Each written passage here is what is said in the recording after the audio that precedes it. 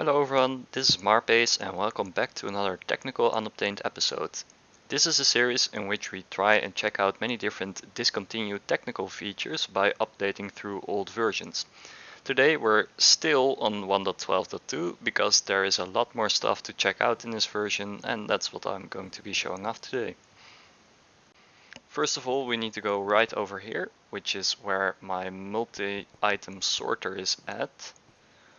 Because I believe last episode I showed you a big chest monster over here, and now I've mostly sorted it all out. So this is a multi-item sorter. So basically what it does is it can put multiple different item types together, and so all of the redstone items end up here, and then the colored blocks end up in mostly these three chests, and then here's the plants and so forth. And you can very easily set it up by just putting all of the items you want in this chest, and then they will get sorted if you put your items over here in this chest. So now I have an actual sorting system in my world. Secondly, we're over here in the end because we haven't been here in a while and actually a lot has changed. So the biggest thing that's changed is that I've tried decorating this sugarcane farm over here using a bit of a floating island. Oh. So it isn't that well decorated yet, but yeah, I think I'll need to build something up there to make it really look good, because right now it's just a sugarcane farm, which isn't that interesting. But yeah, it definitely does look better than just a floating flat plane of sugarcane. And our final destination is also actually in the end. So if we go through this portal and then through that end gateway, we actually go to the villager setup that I built. And I've shown most or a small part of this off in an earlier episode already. So over there we have a big farmer tower where farmers farm carrots, which we can see go through here. And those carrots are being sent to these villagers over here, which then promptly breed and create baby villagers. And those are stored up there. Whenever they grow up, their head touches this water up here, and then they get sent down here. And you can see they end up all over here. So this setup over here is for actually sorting the villagers. So you go through the trades and you find this trade is supposed to be 36 if it's the cheapest trade, so we need to get rid of this guy. But imagine this guy was a very good trader, then we go over to this button selection panel, select which type of villager he is, and then just send them over using this minecart setup. And we can follow this guy. What used to happen was that all of the villagers got sent over to this trading hall I built. But this was kind of chaotic because you can see you have like blacksmiths in between librarians, so it was kind of chaotic to find the trade you want. But this setup is much better actually, because all of the villagers are sorted by type. So now we're going to be taking a look at the RNG manipulation setup.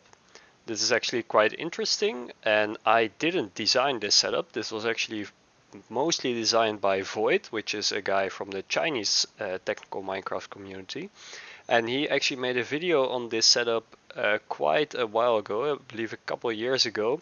So in the Chinese community it was actually fairly well known that you could RNG manipulate villagers' traits, but in the English community it wasn't that well known. Even now I don't believe many people know about it, so that's why I'm making this video on it. And the only thing I changed from Void's setup was that his setup was for 10 chunk random distance and mine is for 16 chunk random distance, so that's why we have a few more observers over here.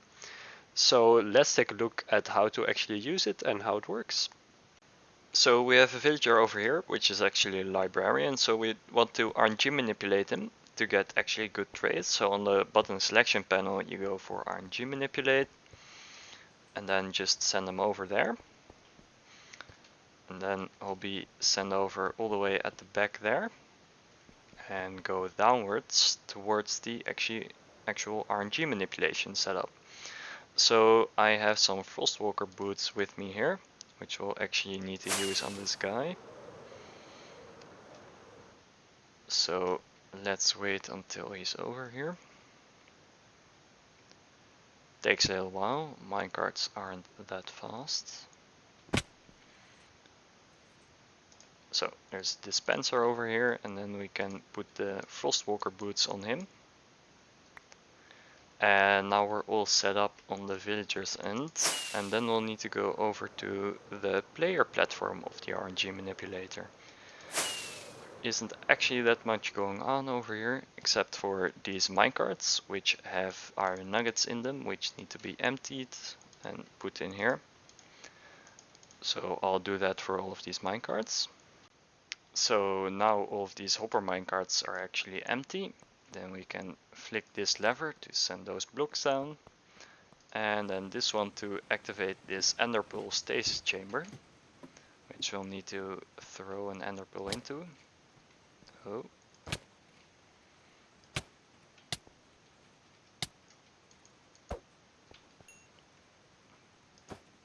Like that. And then we'll go up here and flick this lever, which starts an autosave detector.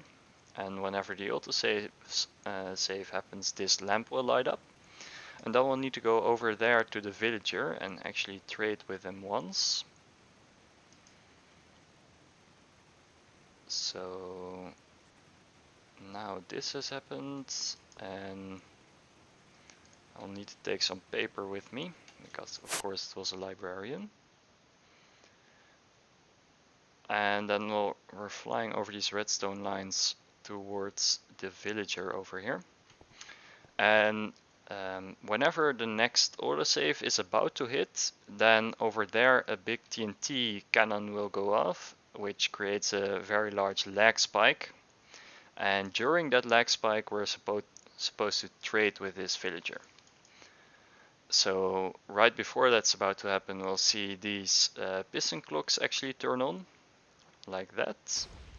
And now we're teleported to where our ender pearl is at, and as you could see, these pistons were standing still due to the lag spike. And that had everything to do with those TNT dupers in that contraption over here.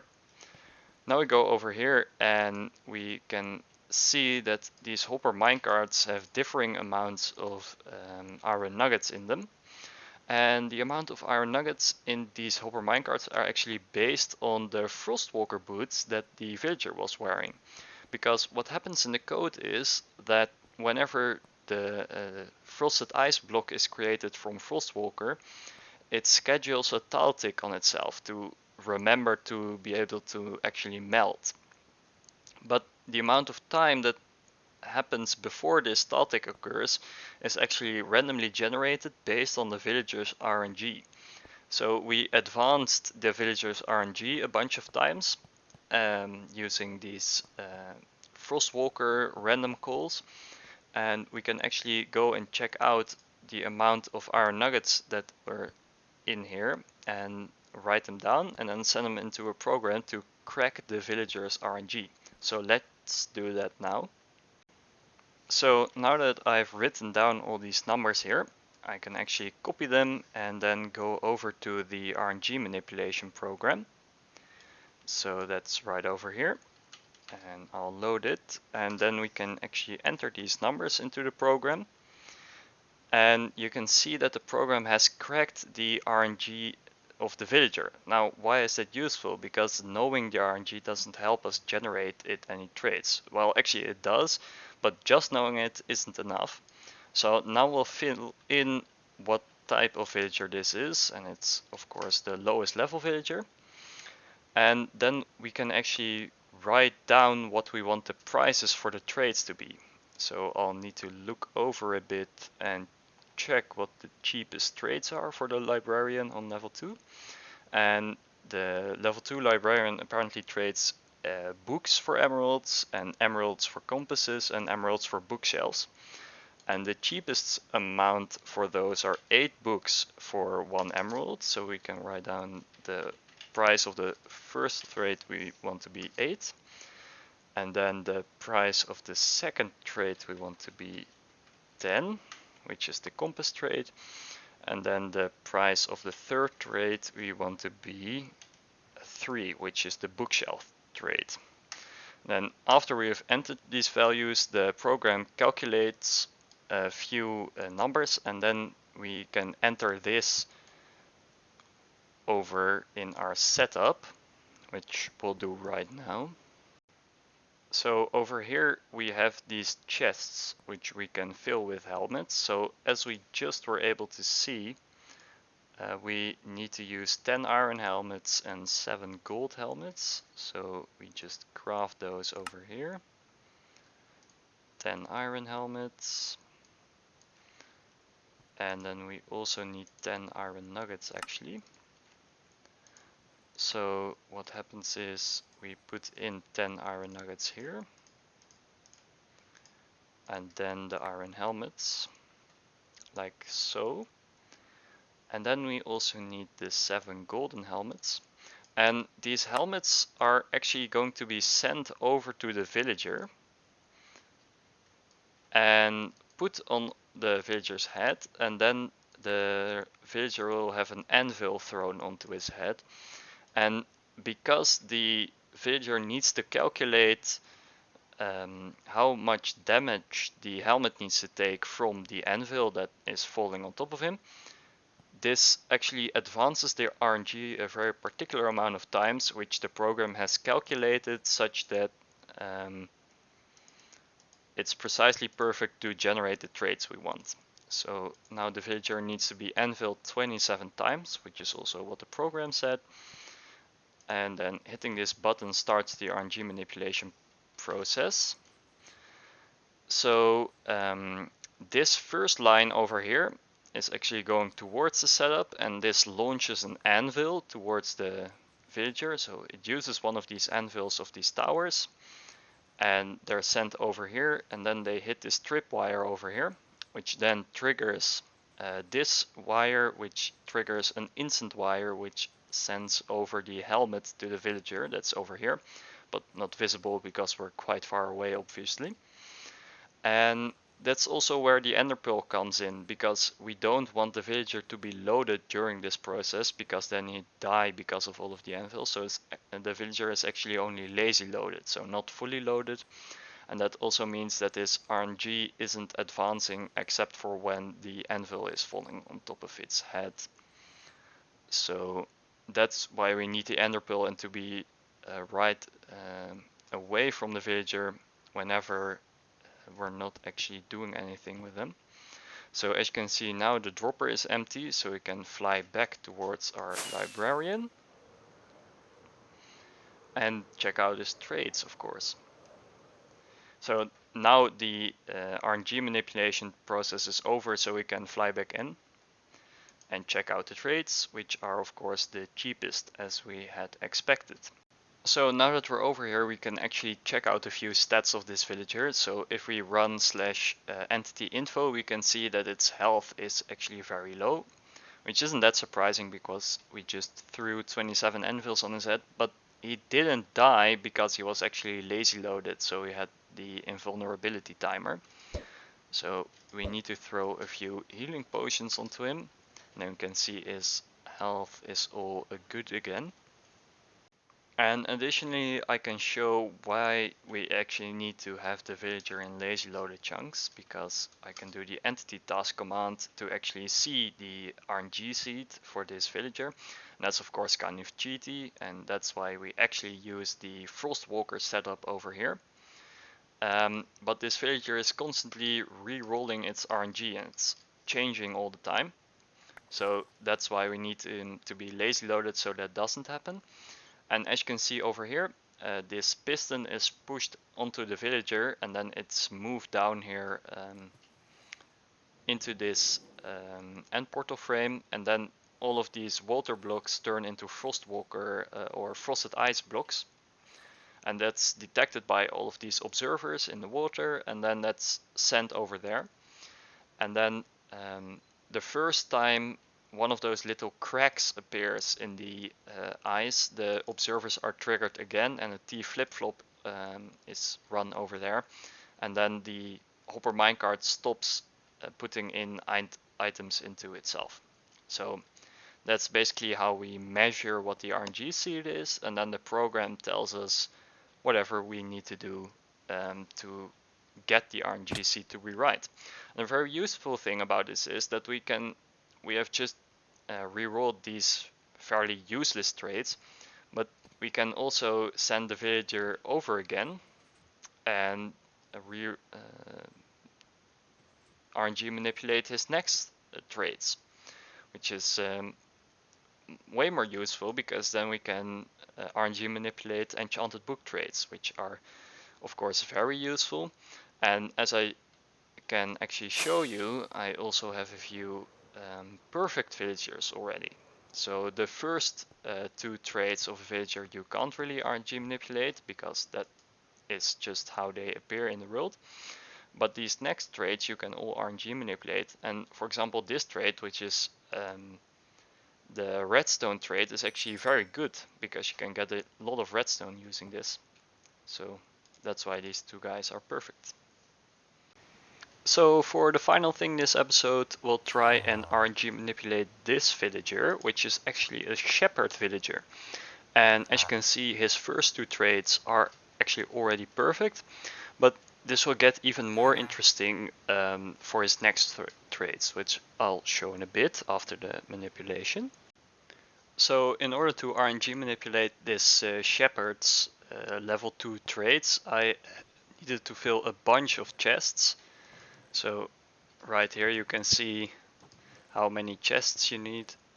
So the program has calculated all of this. These are unbreaking 1 iron helmets, and that's because they make more random calls, because it's of course unbreaking. And this villager's RNG needs a lot of advancing before he's ready for the trait generation. So we have a bunch of chests over here which are now filled, and now I need to actually go and look how many times an anvil should be thrown onto his head. It's 620 times. That's problematic actually. I don't know if that fits in this thing. Yeah, so as I thought, that actually is a problem. So I've added 44 extra iron nuggets in this hopper, so some extra anvils will be thrown onto his head. And then I'll just start the manipulation and then see what we get as output. So now the manipulation has ended, so let's check the villager out. See what kind of traits he actually managed to generate. So we're over here, and as you can see, all of the wool traits cost 1 emerald, and this may not seem so surprising, but this is actually not what normally happens in 1.12. You can see all of these half broken anvils over here, because so many were used. Okay, if I go to the other shepherds, which are somewhere near the end here, I believe. No, those are Fletchers. Yes, these shepherds, as you can see, some of these traits are actually 2 emeralds for 1 wool block. And it's actually completely random which one is 2 emeralds and which isn't, and how many of them are 2 emeralds. So there are 16 different wool colors, 16 wool traits, and what happens is for each trait there is a random call which decides how expensive the trait is. So there is 2 to the 16 is 65,536, and 1 in 65,000 chance that you actually get a villager which only has 1 emerald wool trait. So I believe that this villager that we just RNG manipulated over here is the rarest possible villager you can actually get in Minecraft, because these traits are just that rare. I believe these are even rarer than like very good librarians and stuff. So And then there's one last thing I actually want to show you guys. It's this villager. It has all the 3 different non actually good protection enchants. So this first trait on this guy was actually obtained randomly. So that's 14 emeralds for the projectile protection 4 book, which is actually perfect for that level of enchantment. You can't get cheaper than 14 emeralds for a level 4 enchantment. And then using RNG manipulation, all of these traits here are perfect, and then these final 2 are actually the blast and the blast and fire protection traits, which I of course RNG manipulate to be perfect too. So in between episodes I'll definitely be getting some more of these villagers and filling up these trading halls, definitely before we update to a new version.